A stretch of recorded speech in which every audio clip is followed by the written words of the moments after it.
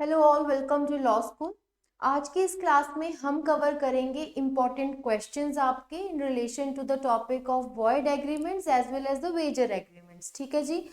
I have picked recent latest exams के CLAT के exam के पेपर के क्वेश्चंस पिक करे हुए हैं आज की वीडियो में।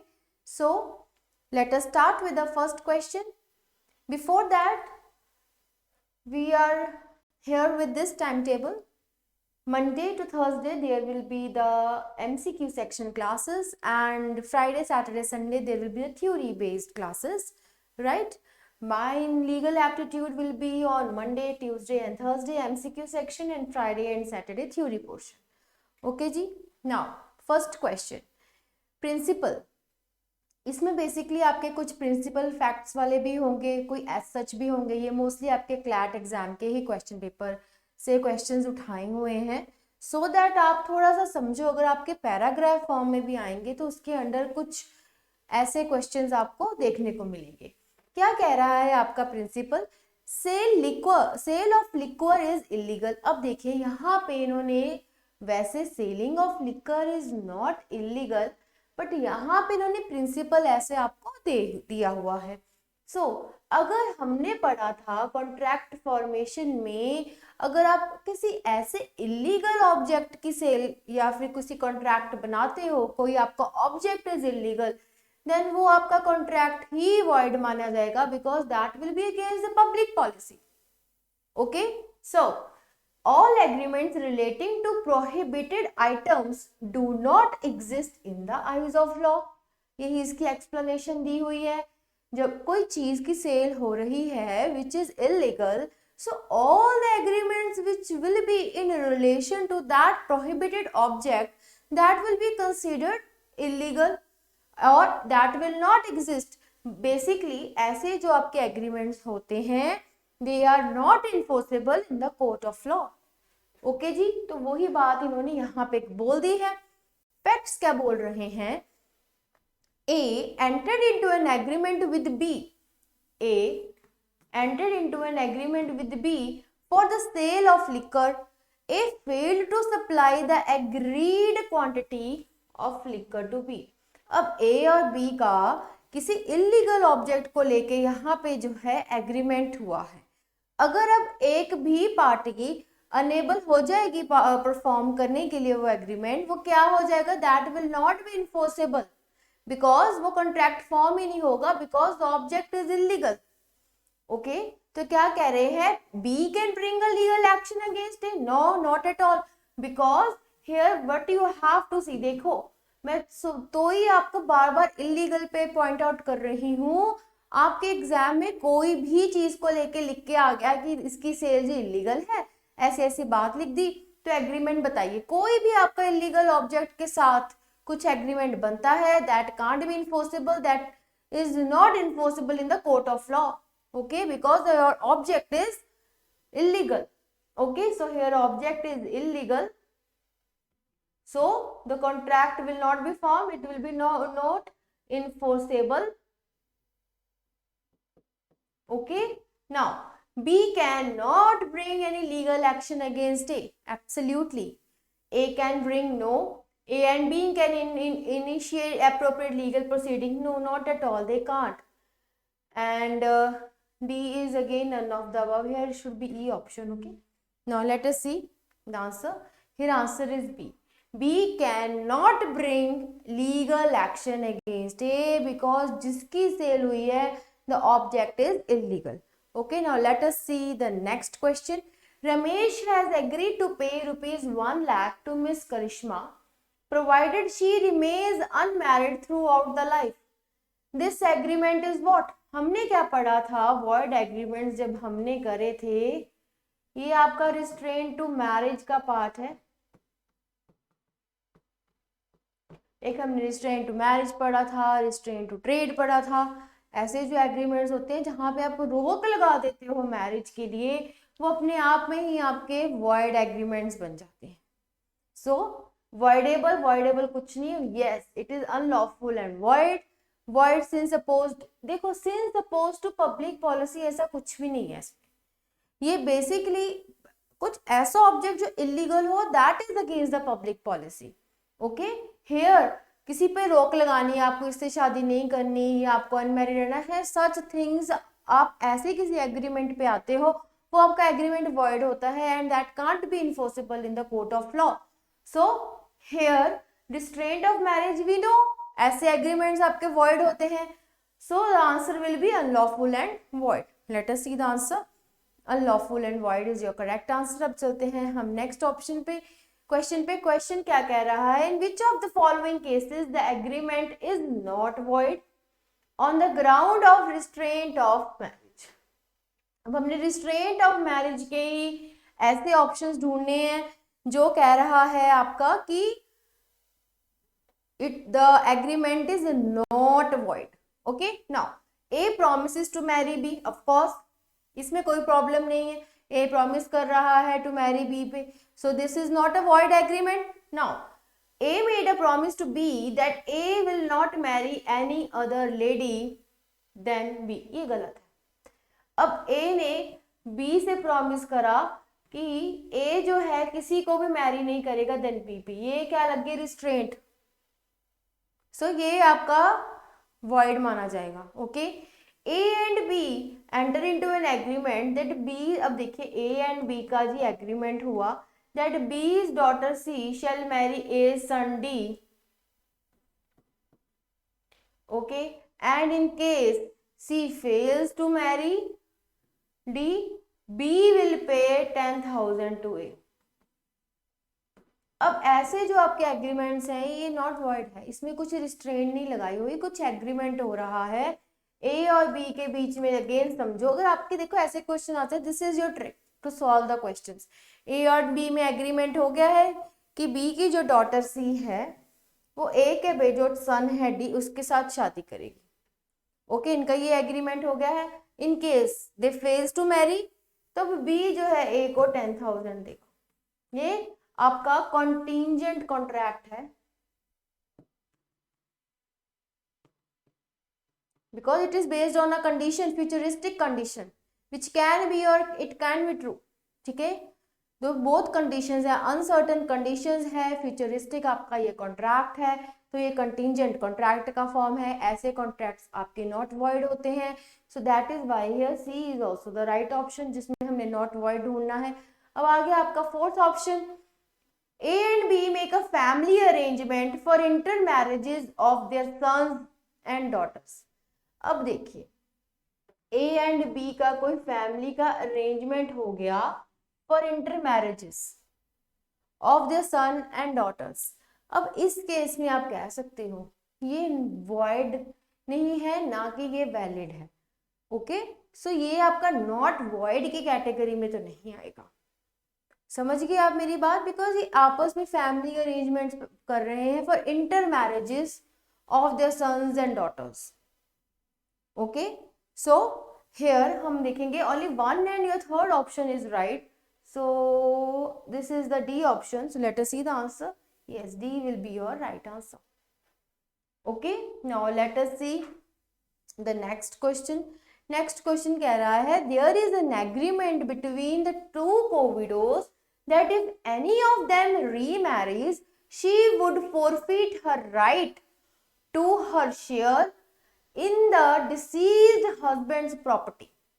Yes, this agreement is valid. हमने पढ़ा था जब हमने restraint of marriage पढ़ा था, एक आपका ये पॉइंट कि माइनर की रिस्ट्रेंट ऑफ मैरिज आपका जो है वहां पे आपका वैलिड हो जाता है। दूसरा, if a person wants to remarry, that person has to forego all the property she has attained from her marriage, before marriage. So यहाँ पे इसी की बात हुई है, she would forfeit her right to her share in the deceased husband's property. So this agreement is valid. Okay, so now let us see the answer. Yes, C is your right answer because this agreement is valid. Remarriage के में से लिखा है if the person forfeit her right to her share in the deceased husband's property, then she can remarry. यहाँ पे आपका restraint of marriage नहीं लगता। Okay ji, now let us see the next question. अब आपका आ गया है नेक्स्ट क्वेश्चन। नेक्स्ट क्वेश्चन क्या कह रहा है, why sold his reputed tailoring shop of 25 years, 25 years standing to Z, charging a high price for a goodwill. अब आपका आ गया goodwill of the shop का. Okay, the only condition attached being that Y should not establish another tailoring shop of his own in India. ये statement आपके यहीं के यहीं restraint लगा रही है ट्रेड का. इसको समझो.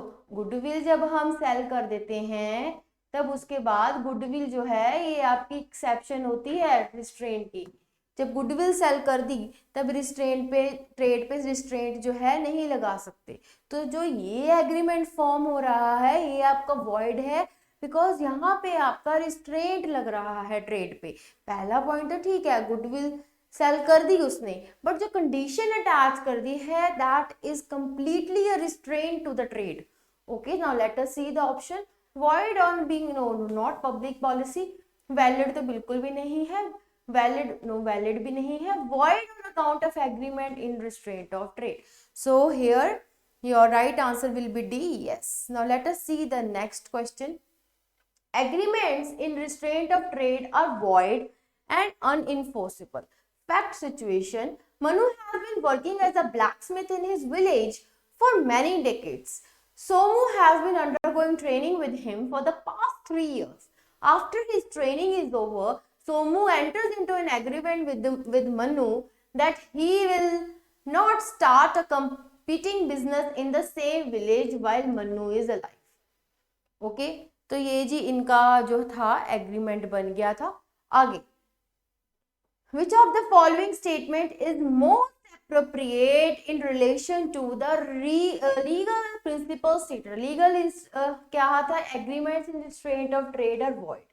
तो हमने देखो इसको पहले हमने फिर क्या देखना है, दोबारा फैक्ट को समझना है. अब मन्नू जो है he is a owner and Somu जो है इसके पास काम करता है. ठीक है. Now Somu has been undergoing training with him for the past 3 years. After his training is over, Somu जो एग्रीमेंट में एंटर हुआ है with Mannu that he will not start a competing business in the same village while Mannu is alive. ये समझो ये इसका agreement valid है. इसका एग्रीमेंट ही वॉइड है बिकॉज रिस्ट्रेंट ऑफ ट्रेड लग रहा है. आपका आर्टिकल 19 क्या कहता है? You have the freedom of trade and business. ठीक है ना. तो that is why restraint of trade जो है आपका डाला हुआ है कि any restraint on the trade such agreement will be void and it can't be enforced. Okay, now let us see the options. The agreement is void and unenforceable since it is a restraint on trade. Absolutely the right option. Now this agreement is valid and enforceable since Somu ये ऐसा कुछ भी नहीं है. सोमू का teacher है नहीं है. लीगल लैंग्वेज में ऐसा ऑप्शन अगर आ भी जाए तो वही का वही समझ आना कि ये तो आपका कभी करेक्ट ऑप्शन हो ही नहीं सकता. यहाँ हम लीगल की बातें कर रहे हैं ना कि general. Okay, this agreement is valid but not enforceable after Manu's death. ऐसा कुछ भी नहीं है. मन्नू की डेथ के बाद उन्होंने इसने खोला तो उससे पहले कह रहे हैं जी वैलिड है. बिल्कुल वैलिड नहीं है बिकॉज वो रिस्ट्रेंट लगा रहा है किसी के ट्रेड पर. ऐसे एग्रीमेंट्स आपके वॉइड होते हैं. ओके जी, this agreement is valid and enforceable since it is protecting Manu's interest in consideration. ऐसा कुछ भी नहीं है. Here A will be your right answer. Yes, A is your right answer. Now let us see the next question. Next question says which of the following agreements are void? अब हमने void agreements ढूंढने हैं. A agreed to pay rupees 10,000 to B if he would give evidence in a civil suit beside the expenses for his to and fro journey. Okay, अब इसको आपने इस particularly अब आप जो है इसको समझो.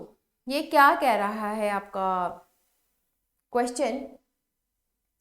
कह रहा है कि A agrees to pay 10,000 to B if he good evidence in a civil suit beside the expenses. ये बिल्कुल सही है, ऐसा कर सकते हैं, इसमें कुछ गलत बात नहीं. Okay, next, an agreement for creation of monopoly.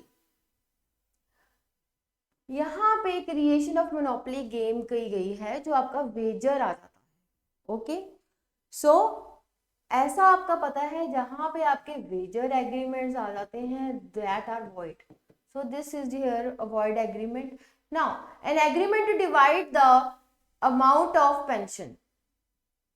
अब इसमें देखिए बात कर रहे हैं कि जो पेंशन किसी को मिल रही है उसके अमाउंट डिवाइड करने का, वट विल बी इट, वो जिसको आई है वो कर सकता है, बट कोई ऐसे बिफोर क्या कह सकता है कि तुम्हारी इतनी पेंशन है डिवाइड होगी जी, no, we can't do this arrangements, so here this is also void.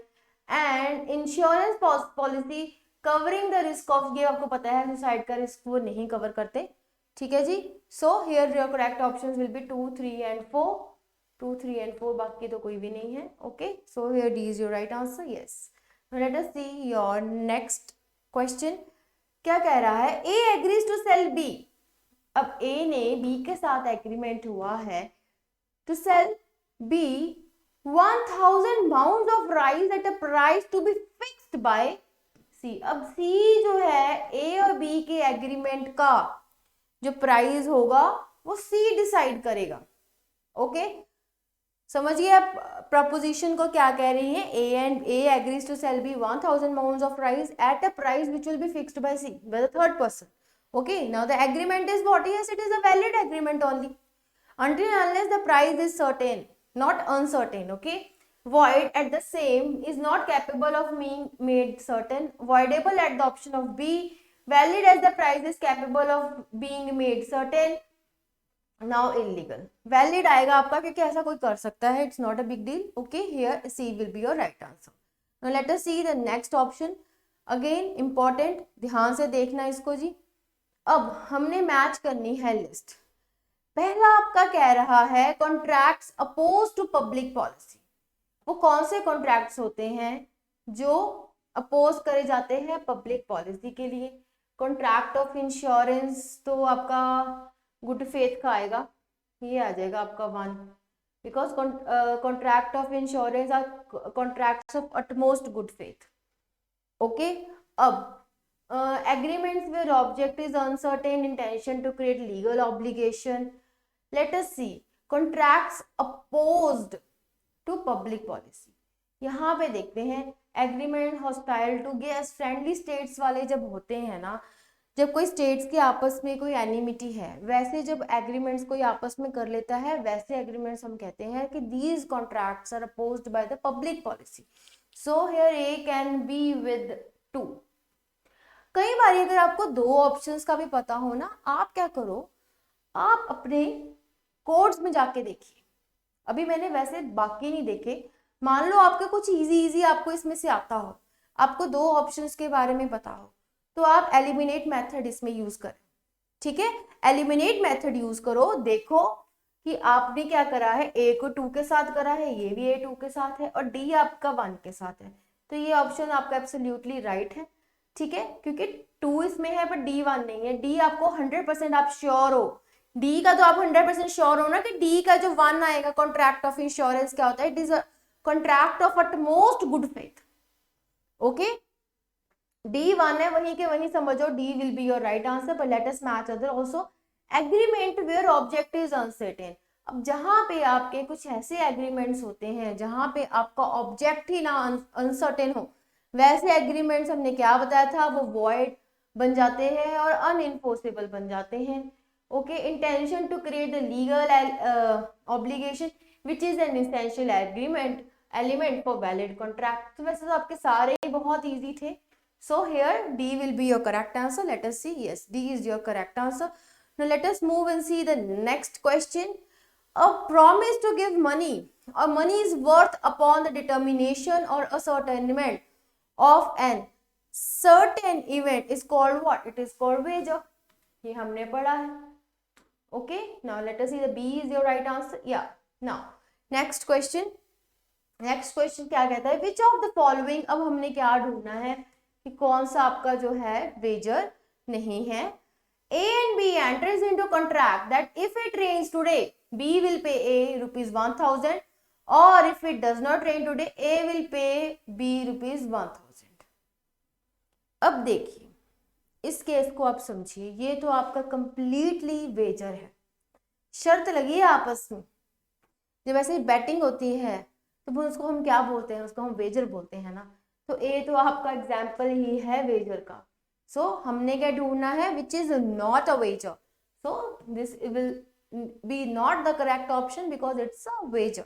अब बचते हैं आपके 3 ऑप्शंस।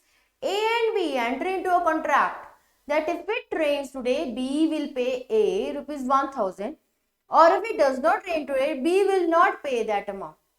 देखो, आपको पहली बात इसमें समझना पड़ेगा, जब आपके वेजर एग्रीमेंट्स होते हैं उसमें क्या मेन पता चलने का, आप क्या कह लो, मेन आपका ट्रिक क्या है, उसमें प्रॉफिट लॉस होता है, एक का प्रॉफिट होता है दूसरे का लॉस होता है। ओके, जबकि कंटिंजेंट होते हैं उसमें प्रॉफिट लॉस वाली बात नहीं होती।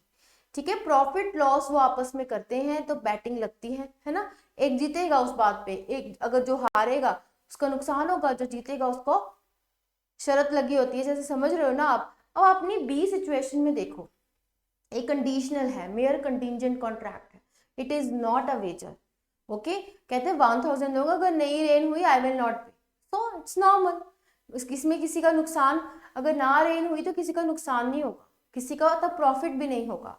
Okay, so it is not a wager, it is a correct option. Now a company agree to pay $100 if a person contracted influenza after using the smoke ball manufactured by it for a certain period according to a, ये देखो, it is not a wager, it is just they're providing some money. If some person will contract certain disease, okay, which is manufactured by that particular company, so they are just paying the compensation for the damages they have done. Okay, so this is not a wager. So here we can see D, B and C. Yes, B and C both are not wager. Let us see the answer. Yes, D is your correct option. Now let us see the next one. Which of the following again we have to find is not a wager? A contract of insurance, it is not a wager. Speculative transactions which depend on the rise or fall of the market. See, rise and fall पे तो ठीक है, but कुछ ऐसी transactions हो रही हैं तो वो हमने पढ़ा था कि ऐसा वो वेजर में आ जाता है। So it is a wager. A chit fund, normal a chit fund is not a wager. Now a bet on a horse race carrying a prize of ₹500 or more to the winners। अभी देखिए, हमने क्या पढ़ा था कि batting में 500 देने ही पड़ते हैं, सो ये भी ठीक है। अब हमने क्या पढ़ा था, नेक्स्ट है आपका lottery. Lottery is a wager, तो ये आपका करेक्ट है, ये आपका इनकरेक्ट है। Then it is a crossword competition, it is not a wager. Why? Because हमने क्या पढ़ा था, जो स्किल या कोई कंपटीशन जिसमें नॉलेज चेक हो रही हो आपकी, ऐसे जो कॉन्ट्रैक्ट्स होते हैं वो आपके वेजर नहीं होते। Okay, so here codes will be 1, 3 and 4 and 6. So 1, ये पहला ही है आपका option. So here A will be your right answer. Yes, A is your right answer. Now let us see the next question. Wagering agreements are void. Collateral agreements to wagering contracts are valid. ये बात ध्यान से समझो। मैं अब आपको ना आज अच्छे से कोलेटरल एग्रीमेंट समझाऊंगी कि कोलेटरल एग्रीमेंट्स आपके क्या होते हैं। सबसे पहली बात, इसमें क्या होता है, आपके 2 और मोर पार्टीज होती हैं कॉन्ट्रैक्ट में। ठीक है, एक पार्टी क्या करती है, अपने एसेट्स जो है वो प्लेज करती है for as a security purpose for the performance of the other party. अब अपने जब एसेट्स आपने प्लेज कर दिए, ठीक है, एज अ सिक्योरिटी, बेसिकली आपको क्या याद रखना है इसमें, जब एसेट्स आपके एज अ सिक्योरिटी किसी के पास रखे जाते हैं, ठीक है, दूसरी पार्टी के परफॉर्मेंस के लिए, तो उसे हम बेसिकली कोलेटरल एग्रीमेंट्स जो है बोल देते हैं। ठीक है, XYZ B lends ₹40,000 to Sabu in order to enable him to award as prize to Randeep who is the winner of horse race। अब हमें पता है कि horse race वैसे तो it is considered wager until unless 500 amount should be the minimum amount.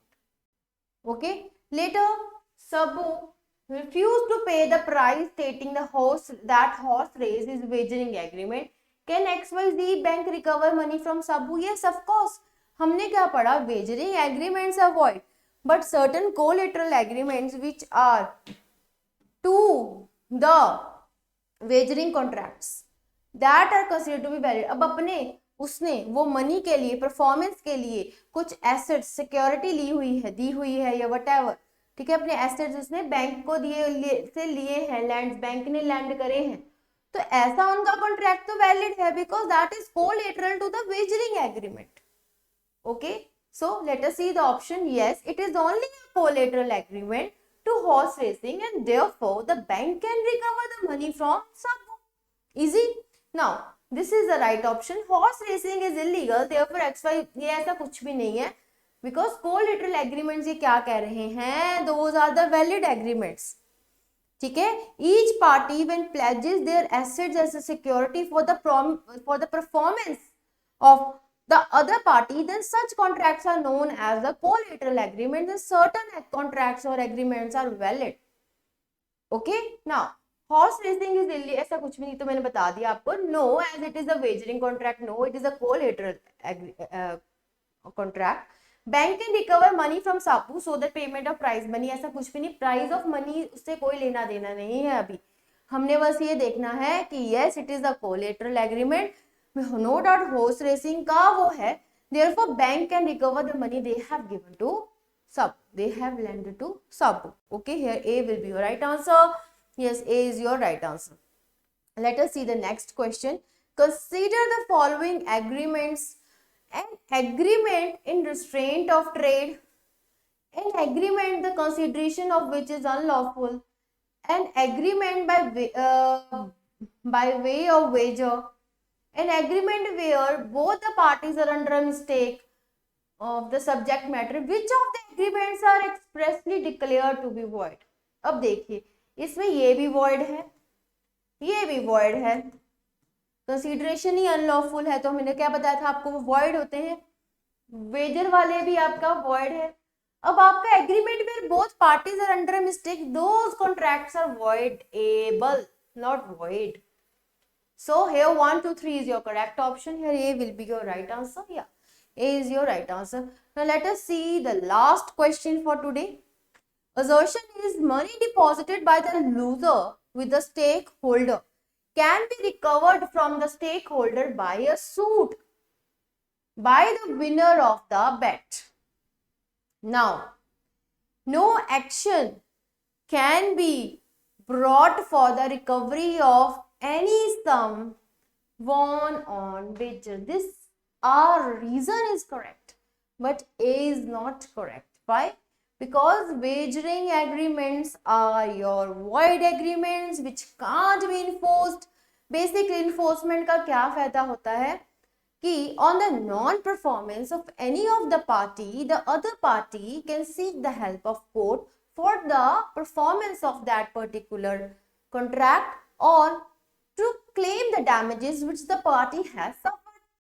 Okay ना, we have done all the remedies. अगर आपका breach of contract हो रहा है तो आपने उसकी कैसे रेमेडीज, कितने टाइप्स की रेमेडीज जो है आपने लेनी है. और आपके इन्फोर्समेंट का वही फायदा होता है कि अगर आपका कॉन्ट्रैक्ट इन्फोर्समेंट है, सो उसकी अगर कोई कंडीशंस फुलफिल नहीं हो रही तो आप you can take the remedy in the court of law. But certain agreements which are void in itself that can't be enforced. So wagering का तो आपका कॉन्ट्रैक्ट ही void होता है. ठीक है, तो इन्होंने जो assertion दी कि money deposited by the loser, अब बेट लगी थी, अब ऐसा कुछ भी नहीं है that it can be recovered by a suit. It can't be recovered. अगर यहाँ पे आपका कांट होता ना तब हमने कहना था कि this is the right assertion. यह लिखा है can be recovered, it can not be recovered by the form of a suit because certain agreements are not enforceable. देखो छोटी छोटी बातें हैं, इजी बातें हैं, याद रखो. क्वेश्चन आता है आपको फटाफट कंसेप्ट क्लियर होंगे, इजीली आप आंसर कर लोगे. ओके, सो हमने क्या देखा कि ए जो है ये आपकी स्टेटमेंट फॉल्स है, बट जो रीजन है वो ट्रू है. Because no action can be brought. Action क्या होता है, सूट को ही बोलते हैं action. Can be brought for the recovery of any sum which is won in a wager on a wager agreement. Okay, so ऐसा true कोई भी नहीं है. No, A is no. A is false but R is true. Okay ji, your D is the correct answer. Yes, D is your correct answer. So I hope आज आपको 15 जो important questions थे इतने tough नहीं थे. Theory बस, yes इसमें theory अगर आपकी सॉलिड है क्वेश्चंस सो फिर बहुत इजी लगने थे आपको. Okay, so that's all in today's class. Hope to see you in next class. Thank you so very much.